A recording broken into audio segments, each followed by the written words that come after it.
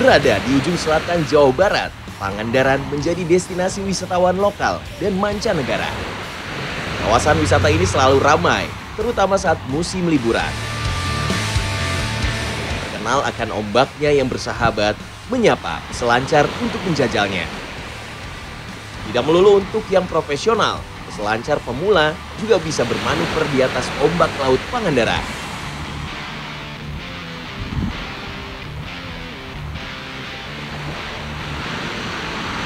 Tak hanya di bagian pantai, di bagian sungai berbagai ekstrim sport juga bisa dijajal. Salah satunya adalah riverboarding. Aktivitas air ini di Eropa dikenal dengan nama hydrospeed. Olahraga ini dilakukan dengan cara mengarungi sungai menggunakan papan khusus sebagai penopang tubuh.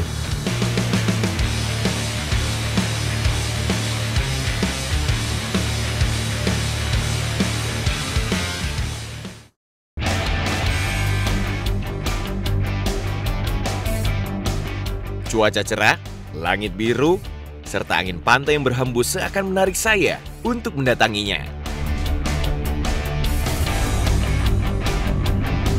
Berkendara dengan mobil antik mengingatkan saya kembali ke tahun 90-an.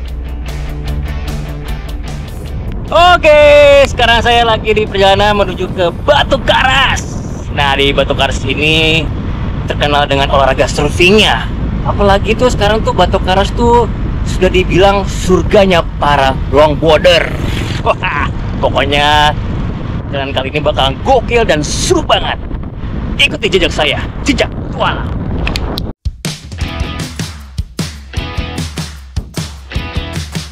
Dari pantai Pangandaran, jarak menuju Batu Karas sekitar 34 km.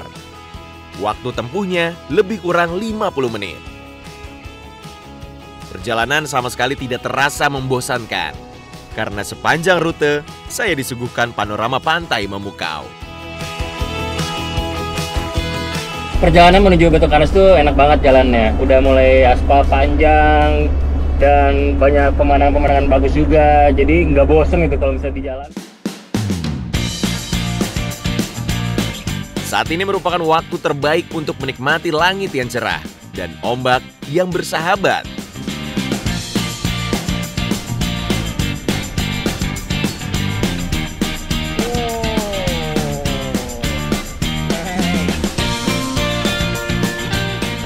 Oh, yes, akhirnya sampai juga. Perjalanannya seru. Apalagi lihat pemandangannya, keren-keren semua. Lihat laut, terus bikin kayak semangat pengen buru-buru cepet sampai. Akhirnya sampai, cuman belum bisa surfing dulu karena lagi surut. Nantilah nunggu agak sedikit pasang. Habis itu baru surfing. Tapi sebelum surfing, sambil nunggu, enaknya ngapain? Yang ngopi dulu, biar semangat lagi. Oke, let's go.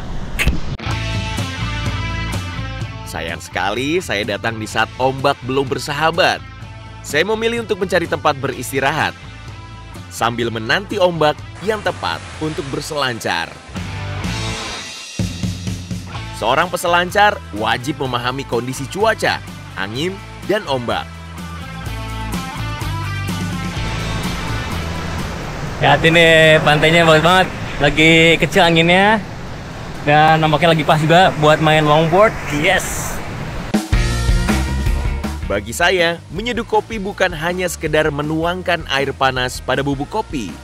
Namun, ada keistimewaan yang tertuang, di mana aroma dan rasa tercipta. Ditambah dengan suasana pantai, semakin menambah ketenangan. Asik, kopinya udah keluar nih. Oke, siap. Memulai dengan secangkir kopi, membuat saya kembali bersemangat setelah melihat ombak di depan mata.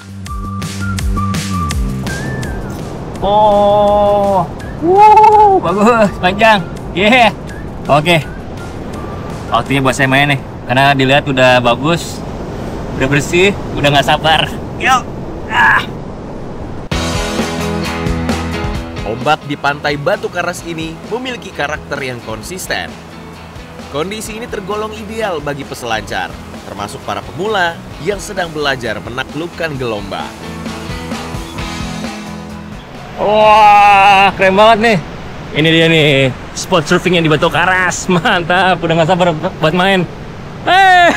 Ada kembaran.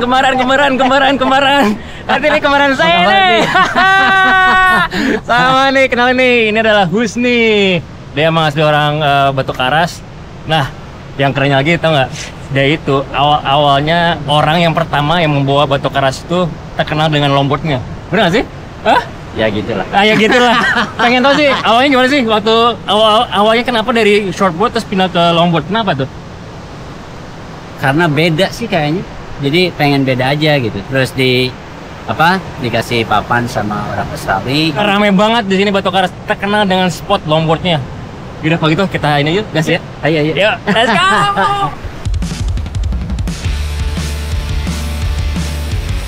Bersahabat dengan ombak adalah hal yang utama bagi peselancar. Ombak panjang membuat saya bisa beraksi melakukan trik di atas papan selancar, seakan menari di atas ombak. Penggunaan longboard, pergerakannya cenderung lebih santai dengan memainkan trik klasik berjalan di papan, namun tetap bisa bermanuver. Tak terasa trik matahari perlahan meredup. Artinya, saya harus bergegas dan berkemas menuju spot yang saya tuju berikutnya. Thanks ya bro, udah ini ya, udah temenin. Ya. Sukses dan Sampai ketemu. Sampai ketemu lagi next time. Ya, next time. Ya. Hati-hati Pin. Saya lanjut dulu explore. Dah nih. Bye bro. Oke, saya mau lanjut lagi, tapi lanjut explore ke tempat-tempat yang keren yang pasti. Ikuti jejak saya, jejak petualang.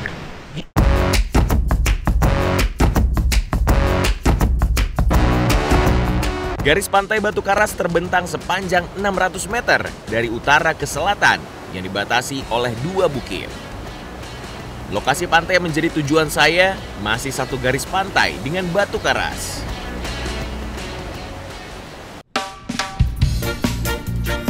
Akses ke pantai Batu Nunggul hanya bisa dilalui dengan berjalan kaki.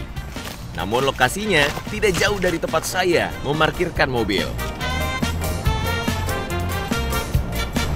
Suara ombaknya udah kedengar banget, deket. Nih di sini tebing bawah. Sekitar 2 km berjalan, akhirnya saya sampai di Pantai Nunggul. Yes! Sampai juga nih. Ini namanya Pantai Nunggul. Woi, sepi. Pantai ini memang tidak seluas Batu Karas, namun di balik keindahannya tersimpan suasana yang tenang dan private. Saat ini hanya saya sendiri yang merasakan keheningannya. Lihatin tuh. Nah, ini kenapa disebut dengan Pantai Batu Nunggul? Karena nunggul itu artinya kayak berdiri sendiri. Seperti itu tuh. Jadi itu ada batu karang yang besar ini sendirian, makanya disebut dengan Pantai Nunggul. Keamanan lokasi saat membangun tempat beristirahat menjadi hal utama bagi solo traveler seperti saya. Saya hanya memasang hemok dan atas pelindung agar memudahkan evakuasi saat cuaca buruk.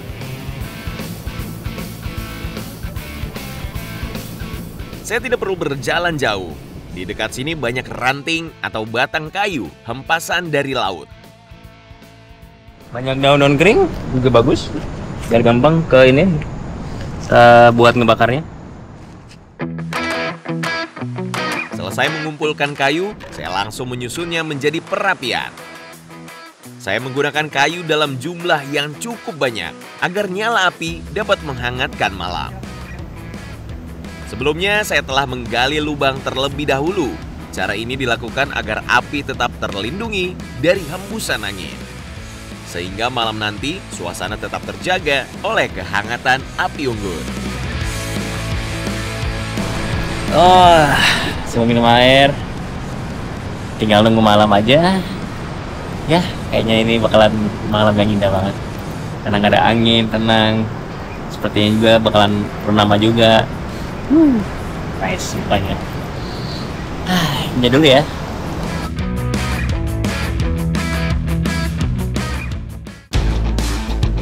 Jadi ini dia nih buahnya nih.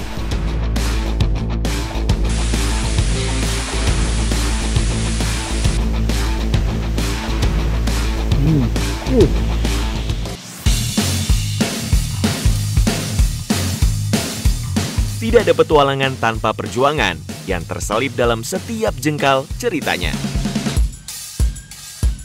Langkah saya pun selalu bersemangat menelusuri setiap sudut alam yang menawan.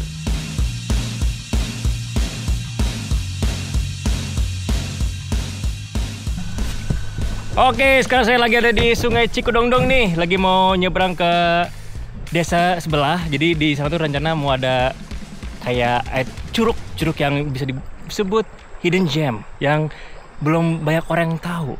Nah, saya penasaran mau ke sana, makanya saya pakai rakit ini mau nyebrang ke sana. Ikuti jejak saya, jejak petualang. Yuh! Rakit ini menjadi andalan warga setempat untuk menyeberang sungai atau mengangkut hasil bumi. Kebetulan saat ini rakit sedang tidak digunakan, jadi saya bisa meminjamnya. Saya harus menyeberangi sungai yang lebarnya sekitar 15 meter. Kondisi arus sungai yang tenang memudahkan saya menyeberangi sungai dengan perlahan.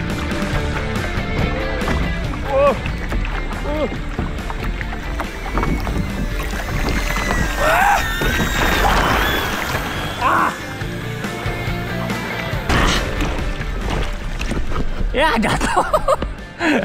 Coba simbangin ini raketnya susah. Jadi miring terus ini tongkatnya nyangkut. Jadi selalu ada saja kejadian yang datang tanpa diduga. Apapun yang terjadi, saya harus tetap tenang. Saya pun segera mencari tempat untuk menambatkan rakit ini.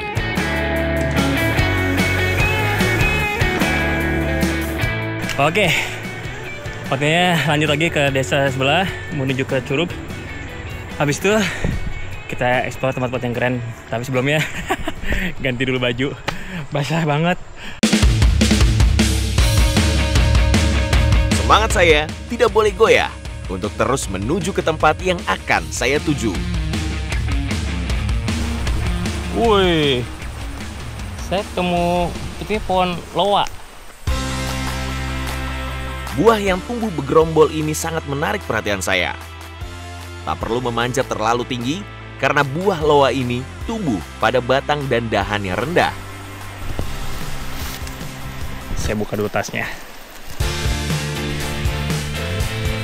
Pohon loa tumbuh subur di tanah yang lembab seperti di sepanjang sungai atau di dekat sumber mata air.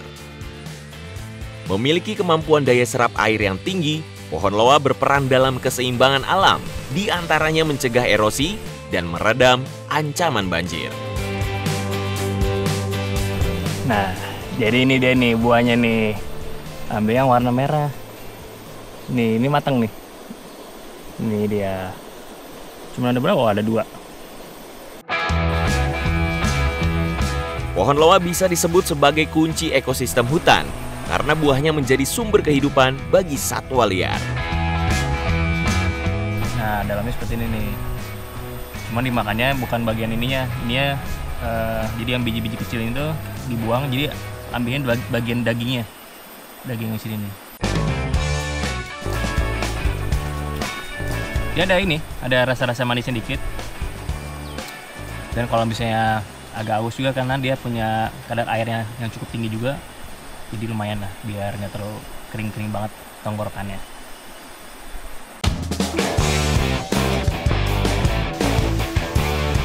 Curug yang saya ingin datangi bisa dibilang tersembunyi, terlihat dari jalur yang saya lewati. Namun jalur setapaknya cukup jelas dan jaraknya tidak terlalu jauh. Aliran sungai sudah saya temukan, penanda tujuan saya semakin dekat. Halo Pak, apa kabar? Sendirian?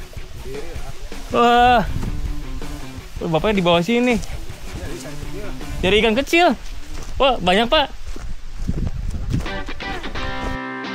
Tak sengaja saya bertemu dengan warga yang sedang membawa sirip, alat tradisional untuk menangkap ikan kecil di sungai. Rasa penasaran mendorong saya untuk ikut mencari ikan bersama mereka. Yana? Iya. Nah, saya David. Orang-orang bilang Yana Jabrik gitu. Oh, Yana Jabrik dari Gondrong. Ya. Sama saya dulu gak sama Gondrong, Pak.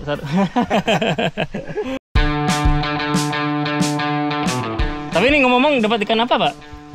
Kalau orang Sunda bilang teh ikan berenyit ini teh. Berenyit? Benter. Berenyit. Banyak ini namanya, ada sebat apa yang menyebut tampele gitu kan. Oke. Oh, jadi kecil-kecil gini ya? Iya. Warga sekitar biasa mencari ikan kecil untuk dijual atau dikonsumsi sendiri. Tidak perlu mencari di sungai yang dalam, di tempat dangkal seperti ini, ikan pun mudah ditemukan.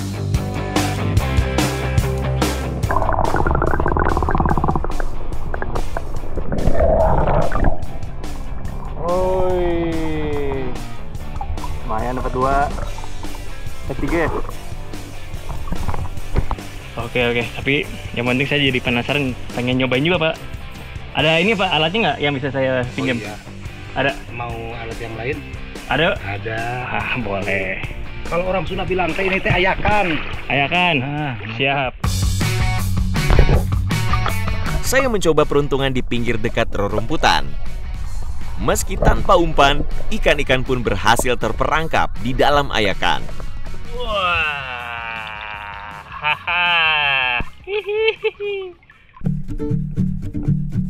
Ikan nilem merupakan ikan endemik Indonesia yang habitatnya berada di sungai atau rawa. Aliran air yang tenang menjadi rumah bagi ikan mungil ini. Saya pun harus berhati-hati, tidak boleh membuat pergerakan yang mengganggu agar ikan masuk ke dalam perangkap ini.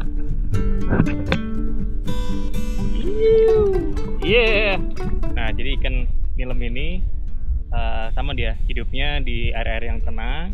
Udah gitu suka main-mainnya tuh, cari makannya tuh di dekat semak-semak.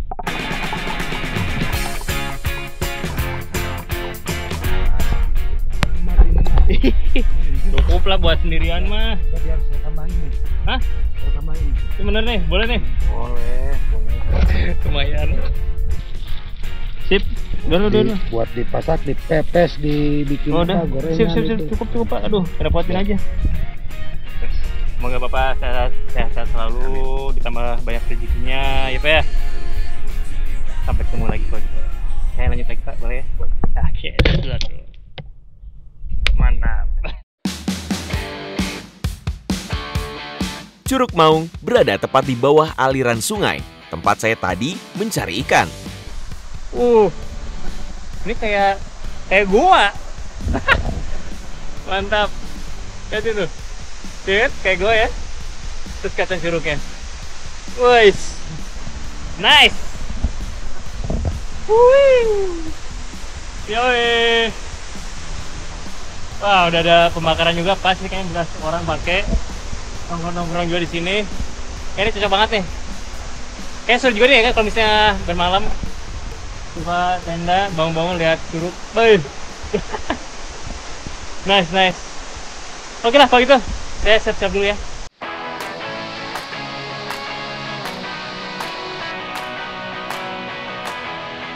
Melihat kemiringan tebing, saya segera memilih tempat ini untuk mendirikan tenda.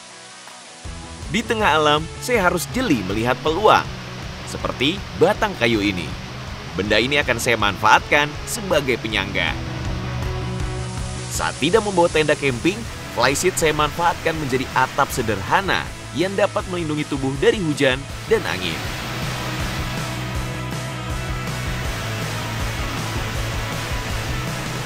Sudah dipasang. Enaknya tidur dulu bentar, kena angin, sepoi-sepoi. Jadi ngantuk. Habis itu ya tidur sejam, bangun, langsung bikin makan. Suasana sejuk yang diiringi suara deras air terjun membuat rasa kantuk datang semakin cepat. Saya memilih untuk beristirahat sejenak, mengambil jeda untuk mengembalikan tenaga. Sebelum hari beranjak gelap, saya harus bangun dan bergegas menyiapkan bahan-bahan masakan. Oke, saya mau buat nyuci. Ini ada ikan nyelem dan juga ikan blok yang sebenarnya udah saya bawa dari sebelumnya. Sebagai seorang solo traveler, perjalanan mandiri menuntut segala sesuatunya untuk dilakukan sendiri. Maka ketika menemukan tempat yang dekat dengan sumber air, rasanya seperti anugerah tersendiri. Terutama urusan masak-memasak di alam bebas. Oke, ini udah saya siapin, ada alas daun dan juga ini kayu yang udah ditajamkan dan dibersihkan juga. Ikan nilem bisa diolah dengan cara digoreng, tapi saya memilih untuk membakarnya seperti sate. Oke, ini main nih di tempat tadi dan sebagian dikasih sama bapak, jadi dapatnya 2 tusuk sate. Very nice. Kedua jenis ikan ini saya masak dengan metode berbeda. Saya memanfaatkan kaleng bekas yang tidak sengaja saya temukan menjadi oven alami. Butuh waktu yang tidak sebentar untuk mematangkan ikan dengan cara ini. Oke, ini perkiraan setengah jaman lebih karena apinya lumayan gede juga. Rasa ikan air tawar perlu pendamping sambal untuk menyeimbangkan rasanya. Oke, sambil nunggu ikannya lagi dibakar, waktu saya untuk bikin sambal dabu-dabu. Mantap banget. Oke, jadi bumbunya ada bawang merah, ada tomat, cabai keriting, cabai, dan juga jeruk nipis.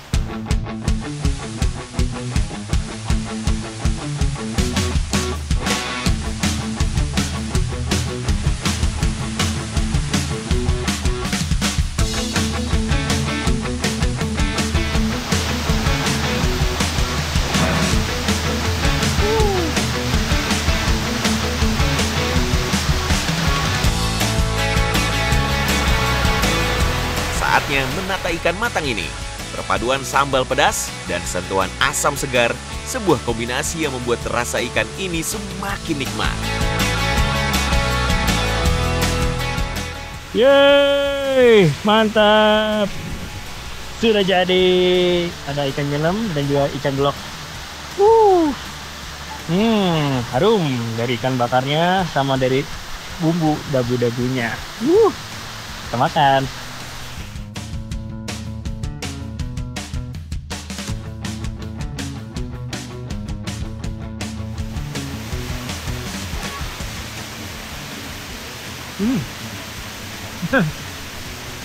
Ini ikan kecil tapi aneh rasanya.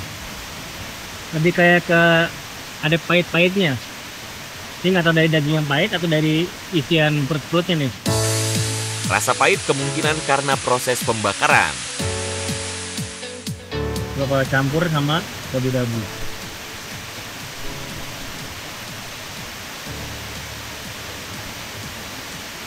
Wow, balance ya.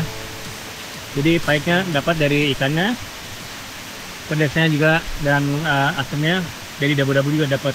Jadi balance. Kedua ikan yang saya olah, rasa alami dagingnya sangat berbeda. Yeah.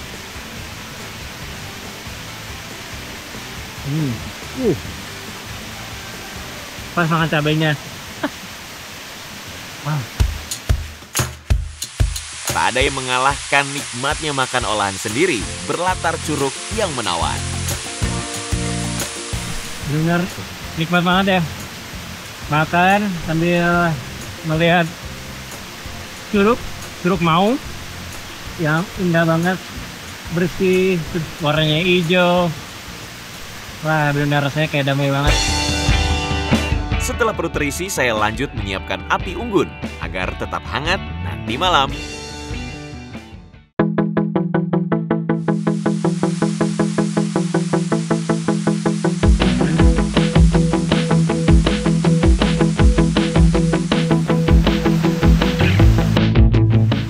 Waktunya buat tidur, udah kenyang juga, udah makan enak. Itu lumayan adem juga nih karena tampias dari air terjunnya, jadinya adem suasananya. Dan ya pengen tidur cepat aja biar bisa bangun pagi. Oke, kalau gitu. Get out. Suara air terjun yang begitu menenangkan pikiran ini sampai-sampai membuat kantuk datang lebih cepat.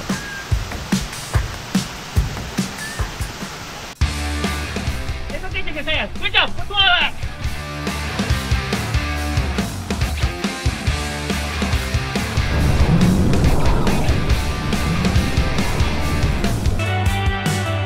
Sinar matahari yang menembus tenda seketika membangunkan saya dari tidur lelap.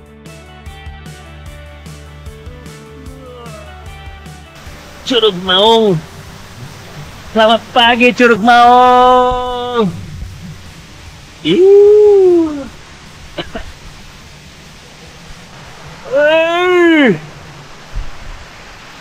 Mantap. Waktunya merasakan kesegaran air Curug Maung. Tiba-tiba ide menantang muncul di kepala. Saya akan melompat dari tebing atau cliff jump. Let's go.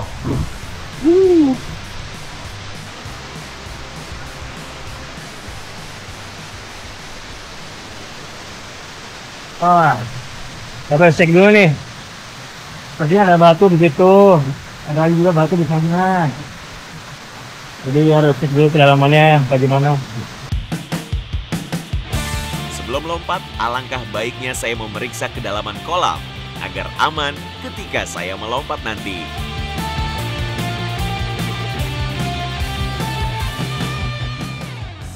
Oke. Ternyata kalau di tengah itu lumayan dalam banget. Bisa sampai 6 meter atau 7 meter kali ya. Karena nggak pakai kacamata gogol, jadi kurang tahu. Katanya kayak dalam banget dan agak gelap. Tapi di bawah-bawahnya ada batu-batu gede-gede, cuma lumayan dalam. Berarti yang dangkalnya, batu-batu yang dangkalnya cuma di sini sama di sebelah sana. Berenang yuk!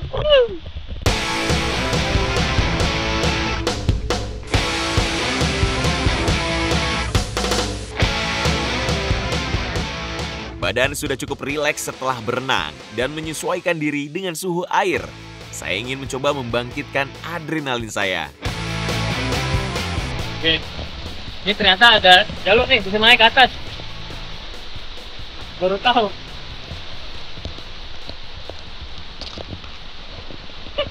Saudara, ada jalur. Oh, wow. Dan nembus ke sana. Agak sempit juga sih, nggak menunduk. Perkiraan saya bisa melompat dari ketinggian 7 meter. Lumayan juga tinggi nih.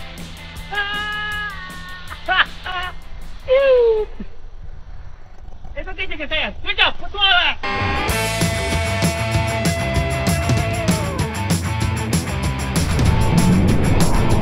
Daratan yang aman jauh dari batu-batu besar yang ada di dasar kolam.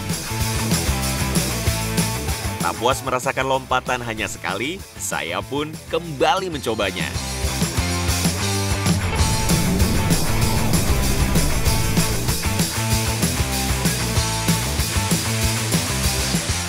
Ini enak banget, nggak terlalu dingin. Terus pas, suhunya tuh pas banget, enak. Yuk, lebih dekat lagi, lihat yuk. Kita masuk ke dalam sini, let's go. Setiap pancuran rasanya seperti menggunakan shower alami. Ya, sekaligus relaksasi. Iya. Ini kan ternyata bisa juga nih dipakai buat duduk santai, nongkrong.